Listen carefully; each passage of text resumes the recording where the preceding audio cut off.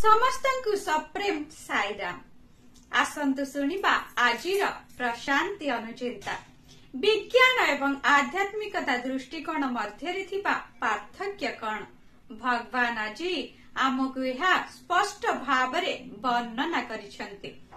बाह्य दृष्टि थिबा व्यक्ति को वैज्ञानिक कुहा जाए, अंतर्दृष्टि संपन्न व्यक्ति को संत कुहा जाए। जदि तुमे गोटे वृत्तर चित्र अंकन करिबो तेबे ताहा जेउठारु आरंभ होइथिला पुणी थरे सेठारे ही पहुंची जिवो।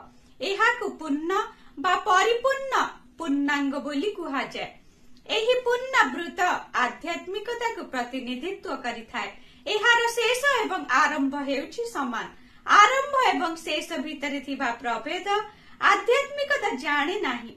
विज्ञान कौन ताहा जानिबा पई तुमको सेही वृत्त को काटी दुईटी अधा करिबाकु पड़िबो।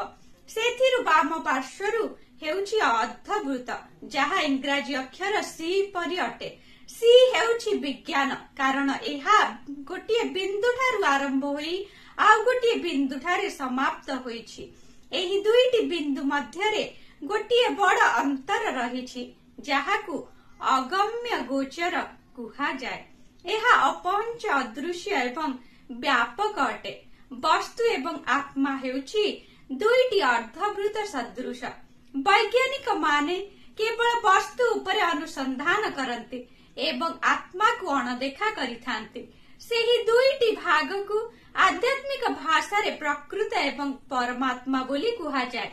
वैज्ञानिक माने सृष्टिर प्रकृति विषय रे गवेषणा करिथांते। माने सृष्टिर स्रष्टा को जानिबा को चाहिथांते। थरे तुमे स्रष्टा को बुझी पारिले ही समग्र सृष्टि को बुझी पारिबो। उक्त दिव्य संभाषण भगवान मे 6 तारिख 1988 मसीहारे समस्त को सूचाई देइथिले। कहिबार तात्पर्य आध्यात्मिकता हेउछि प्रेमर भावना, विज्ञान हेउछि प्रेमर विभक्तिकरण। जय साईराम।